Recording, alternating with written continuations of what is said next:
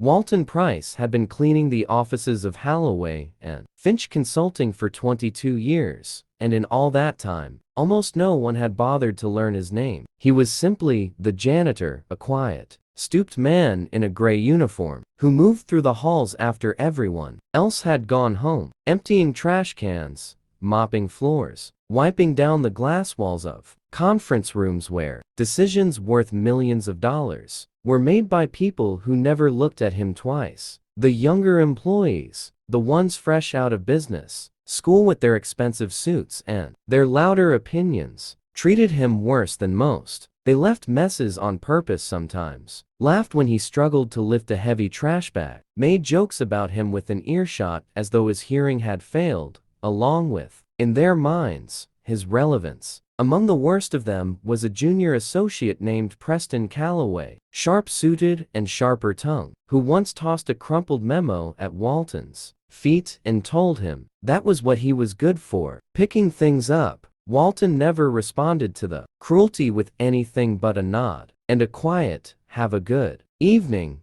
He kept his head down, did his work with the precision that bordered on reverence, and went home each night to a modest apartment 3 bus stops from the office, where he lived alone since his wife had passed nearly a decade before. What none of them knew, what none of them ever bothered to ask, was that Walton Pryce had once been an engineer of extraordinary talent, a man who had helped design bridges and structural systems that still stood in 4 different states. He had built a career, a reputation, a life of quiet brilliance, until the accident, a construction site collapse, years before any of these young associates had been born, had killed 2 of his closest colleagues and left Walton with injuries that ended his career and, for a long time, his will to keep going. He had walked away from engineering entirely, unable to trust his own judgment again, haunted by decisions he still replayed at night. Cleaning offices had never been a fallback for lack of ability. It had been the only work that asked nothing of him but his hands. And after the accident,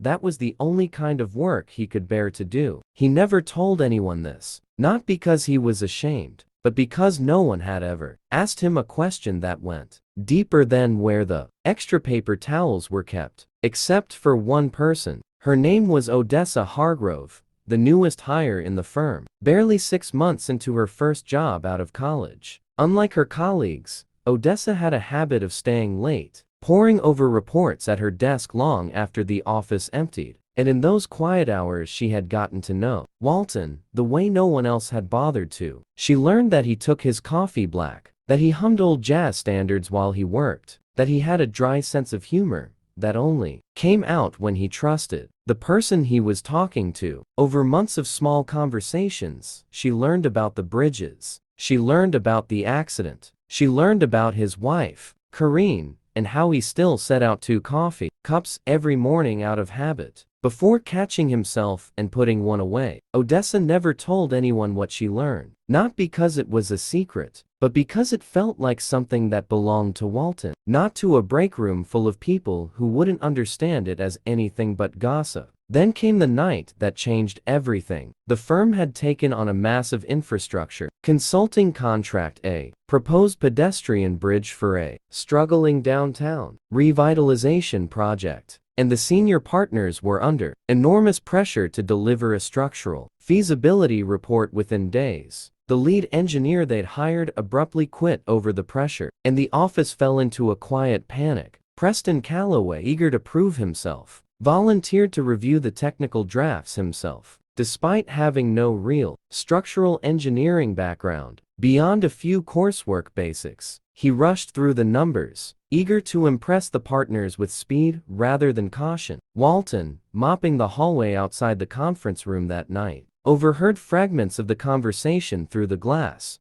Stress calculations, load distributions, terms that meant nothing to Preston, but everything to a man who had spent 30 years thinking in exactly those terms. Something in the numbers Preston read aloud made Walton stop mid-stroke, his mop frozen against the floor. He recognized the miscalculation immediately. It was subtle, the kind of error a rushed junior associate could easily make. and a room full of finance-minded partners would never catch a load-bearing tolerance calculated for the wrong material density, a mistake that, if it made it into the final report, and the bridge was ever built to those specifications, could result in catastrophic failure under full pedestrian load. Torn between the man he had been forced to become and the man he used to be, he could keep his head down, finish his shift, go home. Nobody would ever know he'd noticed, or he could walk into a room that had never once seen him as anything more than furniture, and tell them they were about to make a fatal mistake. He chose to open the door. The room went silent when the janitor walked in uninvited. Preston laughed first, a short, incredulous laugh, already forming a joke about Walton wandering in to mop under the table. But Walton didn't flinch. He walked to the whiteboard, picked up a marker with a steadiness that surprised even himself. Exact terms why the load tolerance was wrong, and what it would mean if it wasn't fixed. The senior partners, stunned into silence, watched an old man in a gray uniform dismantle Preston's entire report in under 2 minutes, speaking with a fluency and command that no one in that room had ever associated with the person who emptied their trash cans every night. When he finished, the room was quiet enough to hear the hum of the fluorescent lights. One of the senior partners, a woman named Adelaide Finch,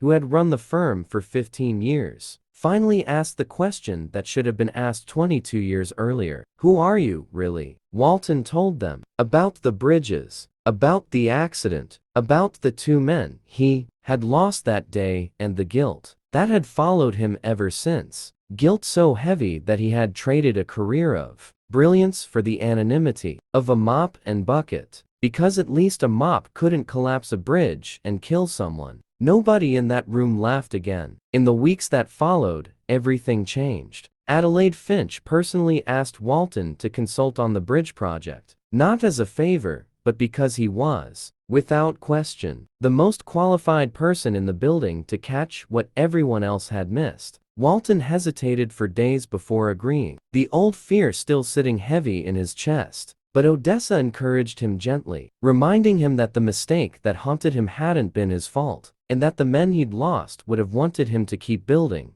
not keep hiding. Preston Calloway, humbled in a way his expensive education never could have taught him, approached Walton privately and apologized not just for the memo thrown at his feet, but for every small cruelty that had gone unspoken and unnoticed for years. Walton accepted the apology the way he accepted most things, quietly and without bitterness, though something in the way he nodded suggested forgiveness given, not forgotten. Walton Pryce never went back to cleaning offices. He became a consulting structural engineer for the firm, his name finally appearing on drafts and reports instead of disappearing into the background of other people's workdays. The pedestrian bridge was built to his corrected specifications, and on the day of its opening, Walton stood at the edge of the crowd, watching people cross it without a second thought for the engineering that kept them safe, the way people always do with things built.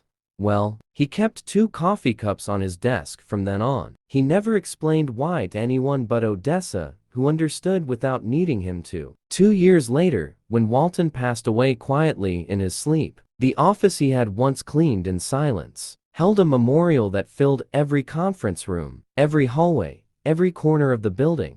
He used to walk alone after hours. Preston Calloway spoke first, his voice breaking as he told the room what he had once thrown at Walton's feet, and what Walton had given him in return, without ever needing to be asked. On the wall near the front entrance of Holloway and Finch, there is a small brass plaque today, easy to miss unless you know to look for it. It reads simply, "In memory of Walton Pryce, who built more than anyone knew, and asked for nothing in return."